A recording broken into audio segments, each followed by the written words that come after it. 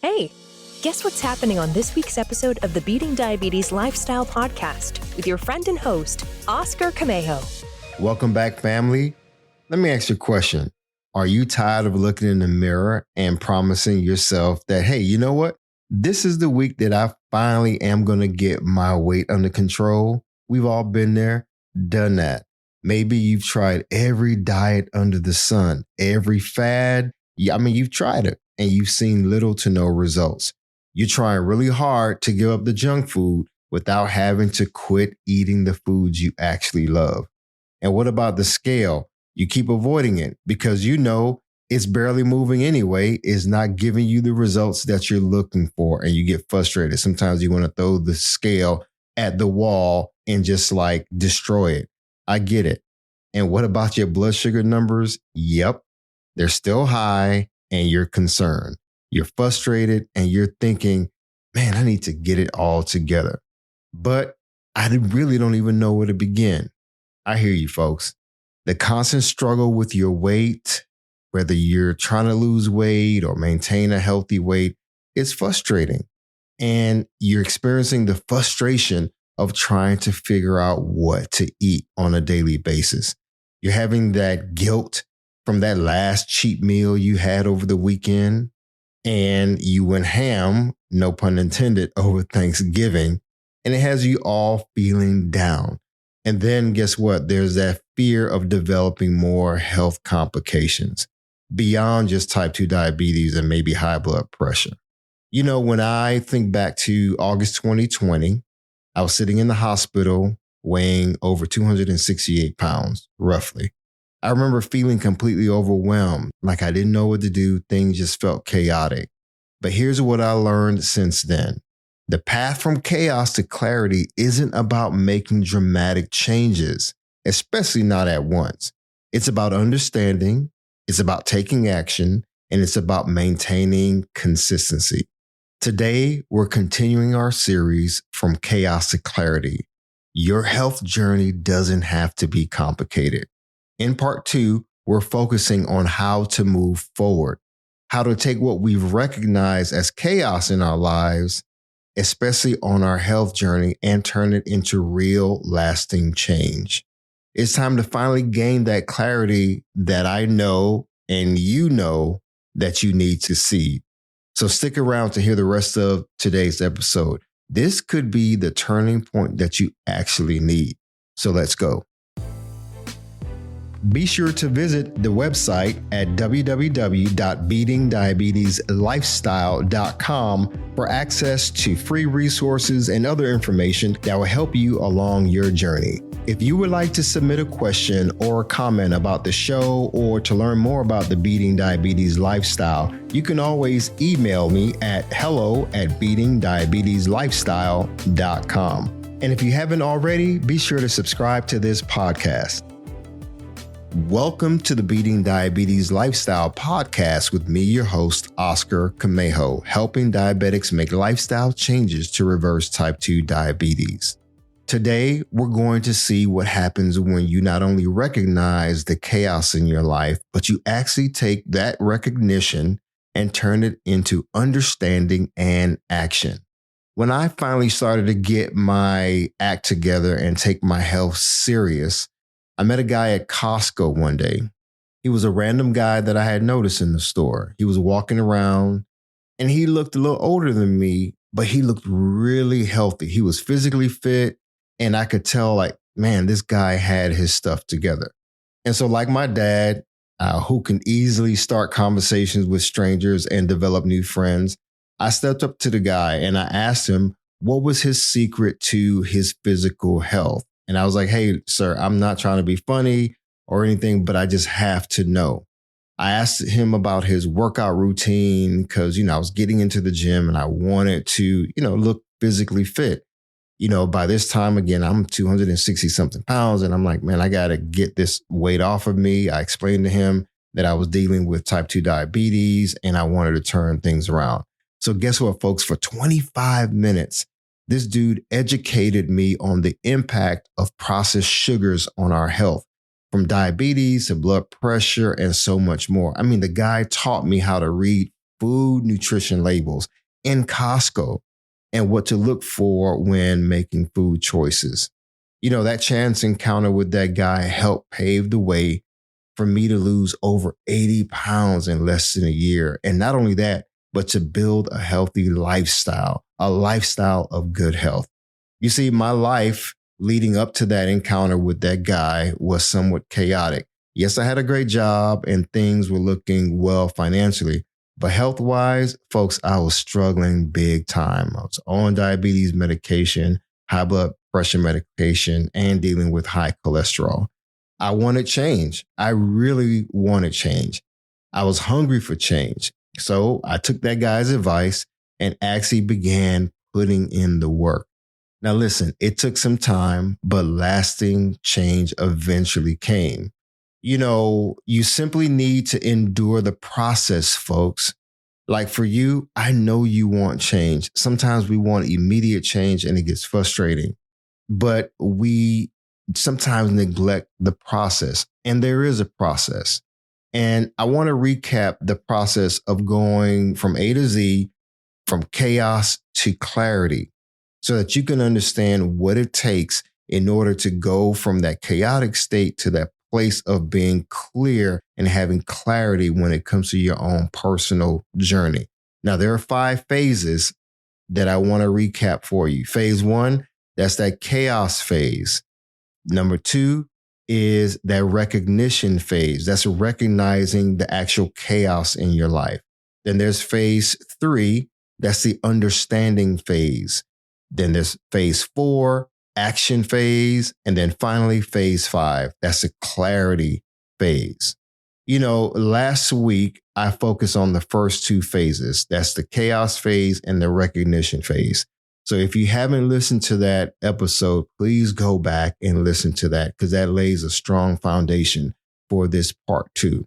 This week we'll focus on understanding, action, and clarity. Now, let me break this down for you. Under the understanding phase, there's a saying, we don't know what we don't know. How true that is. We simply don't know what we don't know. If we don't have knowledge of something, then guess what? We don't know that something. Very simple. Understanding is where transformation begins. It's not just about knowing what to do. It's about knowing why you're doing it as well. Understanding is about broadening your knowledge so that you're in a better position to make lasting changes. This means learning the basics of what's holding you back and what you need to do to move forward. Again, this means learning the basics of what's holding you back and knowing what to do so that you can move forward. For example, if your chaos comes in the form of poor eating habits, understanding might mean actually learning about balanced meals and portion sizes. If your challenges have to do with exercise, guess what? Understanding could mean exploring activities that meet and match your fitness goals. We don't all have to be track stars like Usain Bolt. Shout out to Usain Bolt. But maybe you do want to get into running because you want to, get out and challenge yourself to do more. Maybe you want to go hiking. It's okay to challenge yourself, but challenge yourself with understanding. Because again, we don't know what we don't know. Yeah, your body may be aching right now. You're like, Oscar, I'm not trying to run. I'm not trying to run any races, but I do want to get out there and walk more. That's okay. You can do that. Now, if you think back to Ron, last week I mentioned about a story about a guy named Ron. He's a former athlete. And his understanding phase began when he realized he couldn't approach fitness the way he did when he was in his 20s. Now he's in his 40s. And with him being overweight, he started with the 15-minute walk after dinner and gradually start building that up to more sustainable routines where, he's now walking, let's say miles now.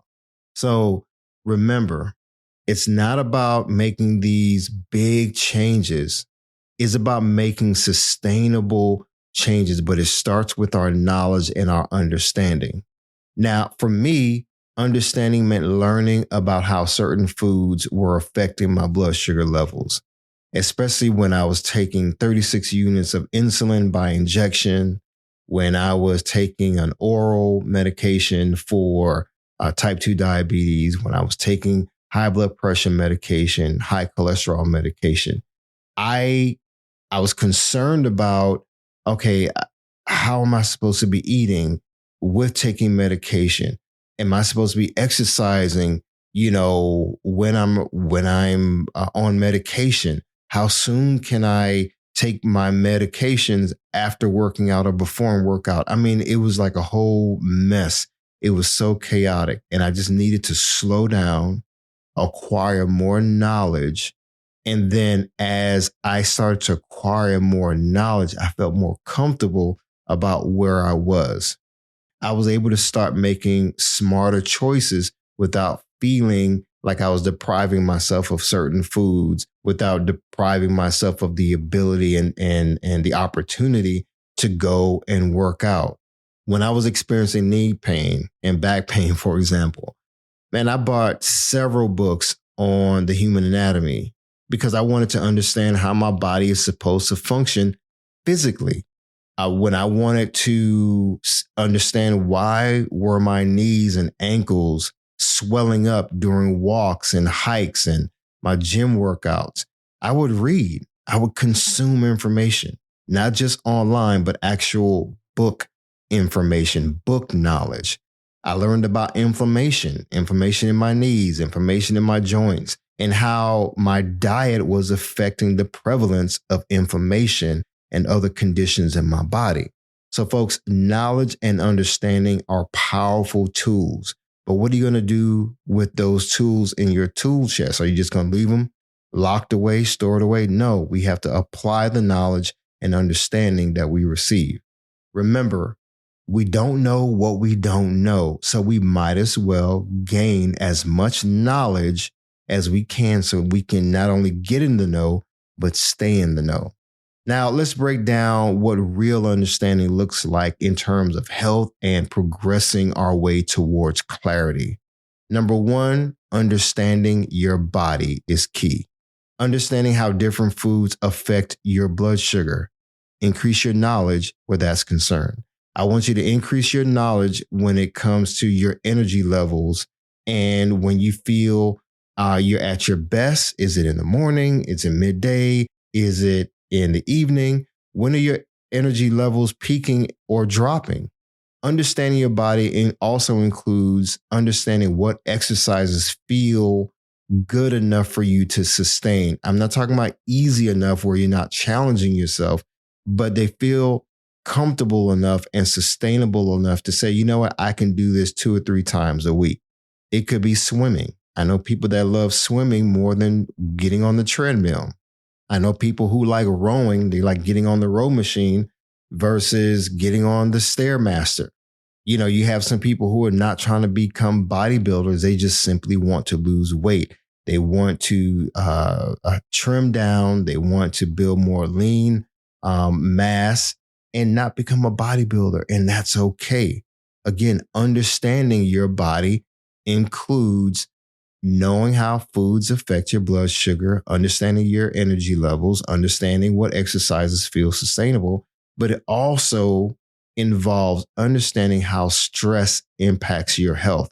Folks, I can't tell you, when I realized the impact of stress on my health, I was like, oh no, I need to decompress more. I need to do whatever I need to do to just offload stress. And so that's where a lot of the walking and hiking in the woods came. So I can clear my mind and make sure that I create a pathway for me to get to clarity. Now, here's a second part of understanding. Understanding your patterns and your habits. It's important to understand your daily routines and your habits. What is it that you're doing every day when it comes to your sleep, when it comes to your nutrition, when it comes to the things you're putting in your body and what you're doing to your body? What are your triggers for unhealthy choices? I mean, what really is triggering your decisions to just sit in front of the television and indulge in popcorn with chocolate covered raisins, which was my thing? Is it because you're going through stress? You're depressed. Maybe you're going through some life changes and you're comfort eating. What are those triggers, folks? The other thing too is it's important to understand your support system and understand where you need help the most. You have to understand your personal barriers to change. But if you don't sit down and take inventory of your life, take inventory of what's happening around you, if you're constantly being distracted by social media, constantly watching television, and you have to watch the latest Netflix or Prime series, and you're not taking time to take inventory of your life, how can you be in a better position for change? You know, folks, we are so distracted by life that we don't take into consideration what things we need to eliminate in order to put us in a better position to experience lasting change. You know, let me share something with you that I learned during my own personal journey that really changed everything for me. When I first started learning about type 2 diabetes and weight, it was like pieces of a puzzle finally clicking together for me. You see, I used to think of my weight and diabetes as being two separate battles that I was fighting. Yeah, okay, there's this foreign condition that I'm having to deal with. And I'm thinking, okay, I'll deal with that through medication. But I'm also not feeling good in my body because I'm overweight. So I need to just focus on losing weight, you know. But then here's what I discovered: weight and diabetes are actually part of the same story. Being overweight, being obese, and experiencing type 2 diabetes are part of the same story. Think about it like this. When we're carrying extra weight, especially around our midsection, our bodies become like a stubborn teenager who stops listening to their parent.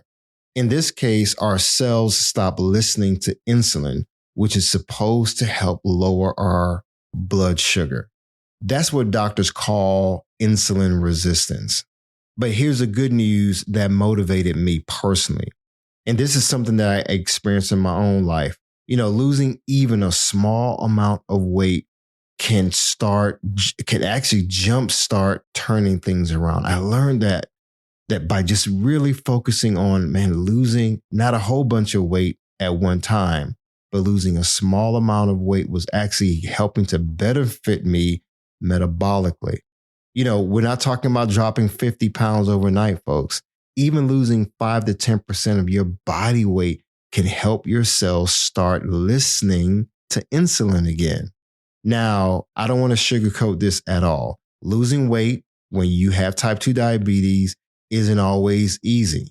Sometimes it feels like your body is working against you. It happens, folks. That's because this is a two-way street. Diabetes can make it harder to lose weight, and that extra weight you're carrying can make diabetes harder to manage, let alone reverse. But it can be done, folks. You can, at the same time, work on losing weight and coming off diabetes medication. But it's getting your body to a place where it starts functioning the way it needs to function. Understanding this connection between weight and diabetes can be a game changer for you, just like it was for me. It helped me to stop seeing weight loss as just about looking better. It's about healing your body. It's about giving your cells a chance to work the way that they're supposed to work. And once I understood this for myself, it became a no-brainer to start making better choices, because you know what? I wasn't about just restricting myself from eating, let's say, a hamburger or whatnot. It became more about, you know what? I want to heal my body. That's why I may not make that particular choice. That means, okay, I'm not going to eat a whole bunch of cookies and cakes and pies, not because I don't, I just think I need to just restrict those things. No, I want to give my body a fighting chance to heal itself, to get back on track. And I'm so glad I did. Now, let's move on to the action phase on our journey towards clarity. Remember, we're going from chaos to clarity, where things are confusing, where things are frustrating, to a place of clarity. It's time to act on our understanding, folks. It makes no sense to just heap on tons of knowledge and information and take no action. We've done that way too long. You've done that way too long. It's time for transformation. Now, this is where the rubber meets the road, folks. I'm not going to lie to you. Action isn't about doing everything at once. It's about taking consistent, manageable steps. Think about how you in your journey can start with one small change at a time. Think about how you can build on small successes. Think about creating sustainable routines that are doable, things that you know, hey, I can keep this going, and you enjoy the process along the way. Think about measuring your progress realistically. You know, and this is funny. I used to have a bad habit of going to the grocery store, getting the essentials of what I need and what I was actually looking for. But then guess what? In the checkout line, I would grab a bottle of soda, bag of chips, and definitely some candy. It was like Reese's peanut butter cups or something like that. While at the checkout line, now guess what? I get all my groceries, get everything I have, but I have my 3 snacks, right? And before I could even reach my car, folks, I would eat the candy, drink almost half of the soda, and I would start in on the chips while on the road. I'm pretty sure y'all can relate to that, right? That's that impulse. Just going to the store and just picking up stuff that you really don't need in the checkout line. So let's get nerdy for a second. I want to share with you some research about impulse shopping at the grocery stores. This is very interesting. There's a reason why we gravitate towards those impulse items when we're standing in that long line and the lady in front of us or the guy in front of us is going through all 800 coupons so that they can get their discounts. I mean, we all been there, right? So we're standing there, we have our buggy or our basket, and we're looking around. On the left, you have the chips and you have gum, and on the end cap, you see the soda, the drinks, the fruit juices, even the sports drinks, and like 1 or 2 bottles of water there, right? Notice the imbalance. Water gets like a little bit of attention, but all the other stuff, the sugary stuff, gets mad attention, right? And then on the right side, that's where your candies are, your chocolates, and I don't know, all kind of stuff, right? That's all by design. So here's the research. I want to read this to you. Impulse purchases at grocery store checkout lines are a common occurrence, with certain junk food items being particularly popular. A study published in Current Developments in Nutrition found that the most commonly found categories in checkout lanes are candy at 38%, gum 18%, sugary beverages such as soda 11%, and salty snacks 9%. That came from the UIC Today. Junk foods dominate grocery store checkout aisles. That's what the study found. These items are strategically placed to encourage last-minute additions to shoppers' baskets. In 2020, shoppers bought $6 million worth of items displayed near registers. That's according to Yahoo Finance.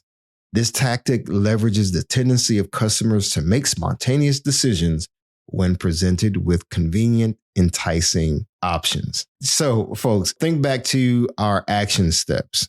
We all could benefit from making small changes like not giving into the cravings for impulse items in the grocery line.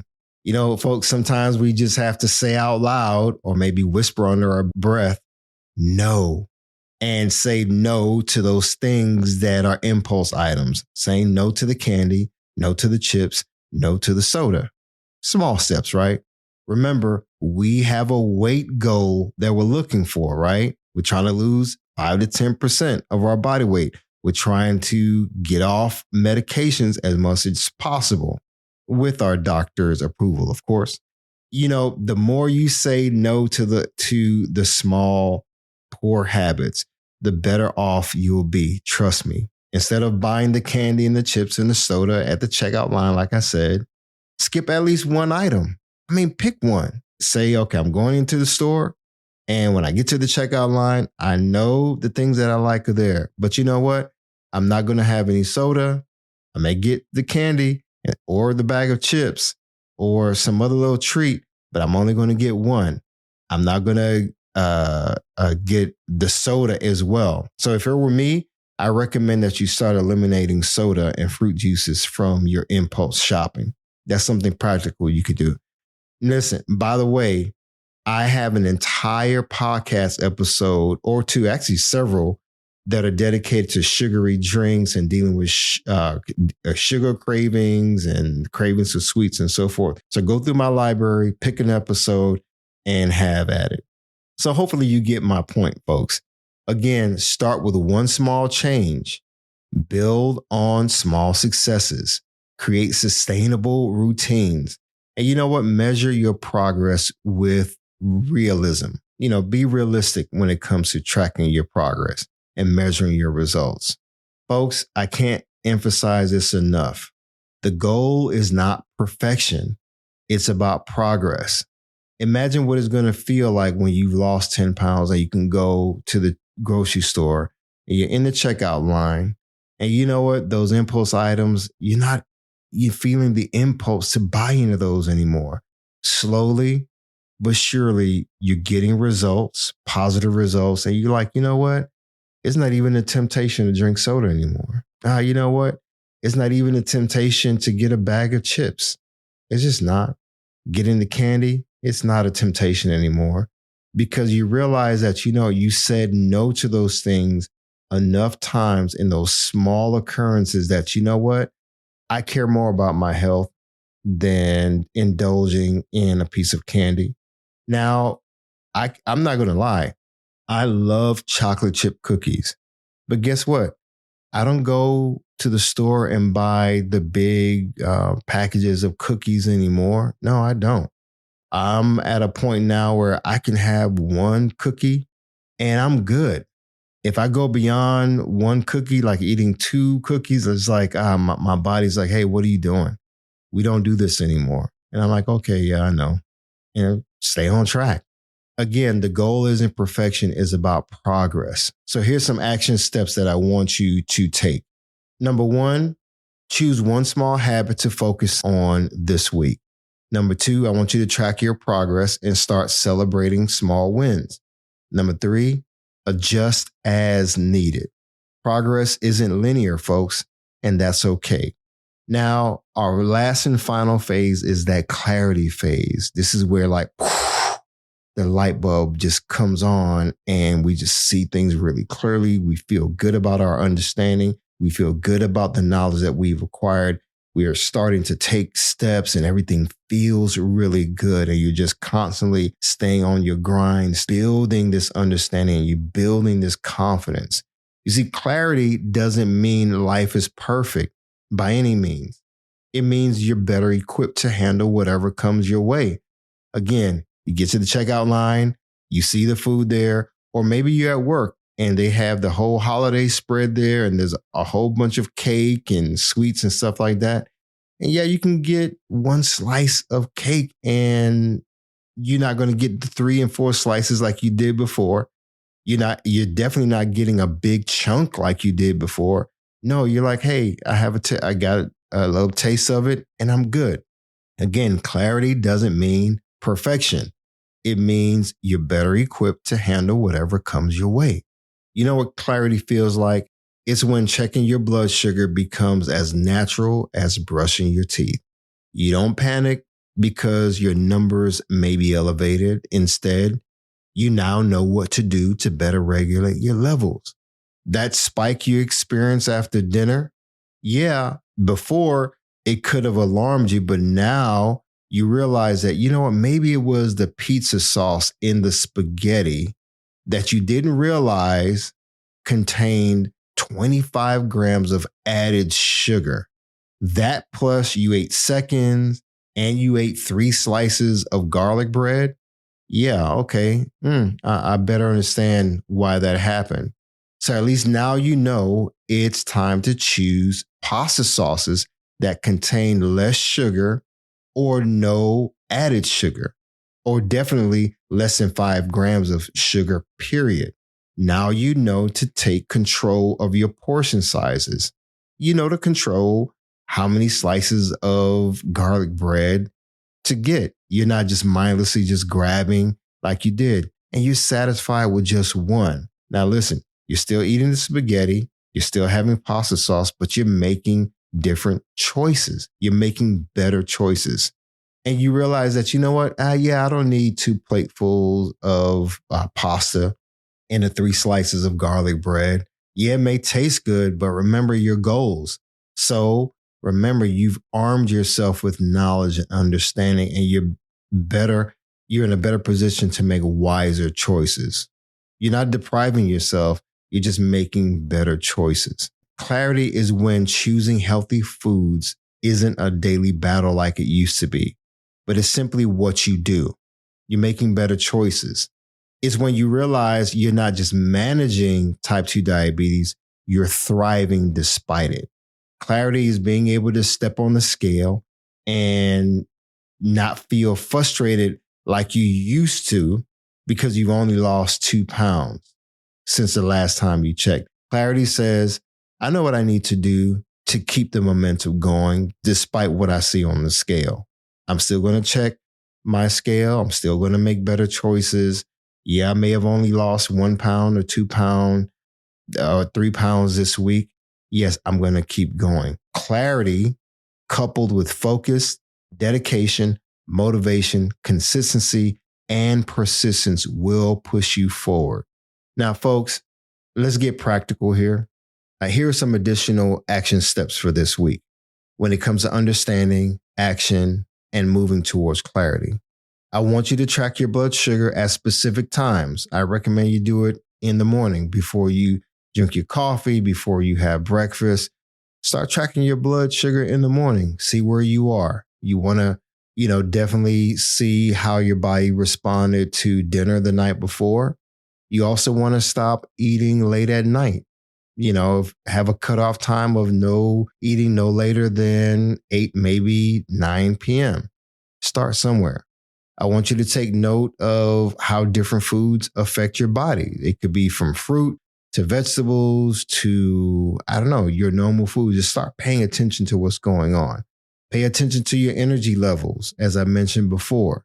When do you feel more energetic? Is it in the morning? Is it midday? Or is it in the afternoon? All this is going to help you build your knowledge and give you greater understanding of knowing your body so you can make adjustments along the way. I want you to start checking your weight at the start of the week and then again at the end of the week if you're not already doing it. Do you have to check your weight every day? No, you don't have to. If you want to, that's fine. I just don't want you to become obsessed with what you see on the scale. You're just taking inventory of what's going on. You again gaining understanding. Then turn that understanding into action. Now that you've checked your blood sugar regularly, now that you're seeing how different foods affect you, now that you're paying attention to your energy levels and you're checking your weight on a regular basis, now you can put some action steps into play. Choose one small habit to build on.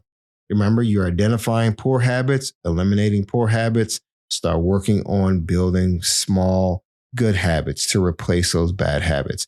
I want you to set up your environment for success, whether it's your house, whether it's your office. I remember going in and just cold turkey, getting rid of all of my junk food in my house. I don't care what I spent on them. I don't care that I had bought all this stuff recently, from chips to cookies, all that stuff, loaves of bread. I got rid of all that stuff cold turkey. I mean, literally, I went through my cabinets. I went through my refrigerator, freezer, pantry, all that stuff. And I dumped them in the trash. And I didn't leave them in the trash. I actually got the trash bag, went to the dumpster, and got rid of it. For me, it was something symbolic. So that's what I had to do. And I'm glad I actually did that. Now, here's another thing I want you to do, along with setting up your environment. I want you to create simple daily routines of good habits. Now, moving toward clarity, the last and final area, is I want you to celebrate your small wins, folks. Build consistent patterns. Focus on progress, not perfection. This week and each week, I want you to reflect weekly on what's working and what's not. Build a support system, whether it's through your friends, your family, or even a community like this one.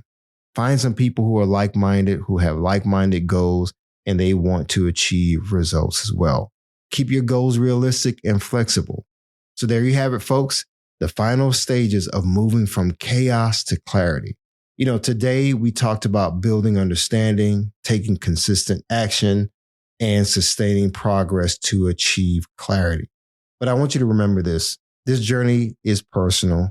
It's your journey, folks. Your chaos may look different from mine or someone else's, and that's okay. But what matters is that you are moving forward.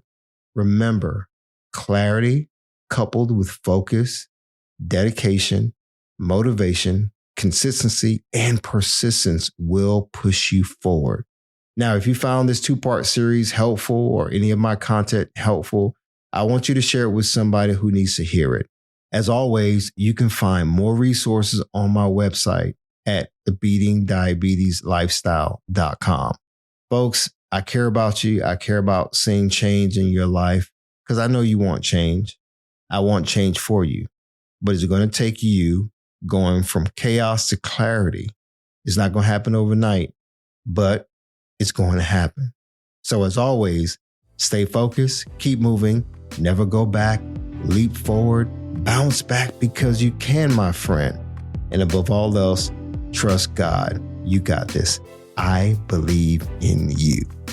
Hi, everyone. Thank you for tuning in to the Beating Diabetes Lifestyle Podcast with Oscar Camejo. We hope you enjoyed this episode. As a reminder, this podcast is intended for motivational and educational purposes only. It is not a substitute for professional care by a physician or other healthcare professional or qualified fitness instructor. This podcast is provided on the understanding that it does not constitute medical or professional advice or services. If you're looking for help on your journey, seek a qualified medical practitioner. It's important that you utilize someone who is a trained, licensed healthcare professional who can help you on your journey toward good health.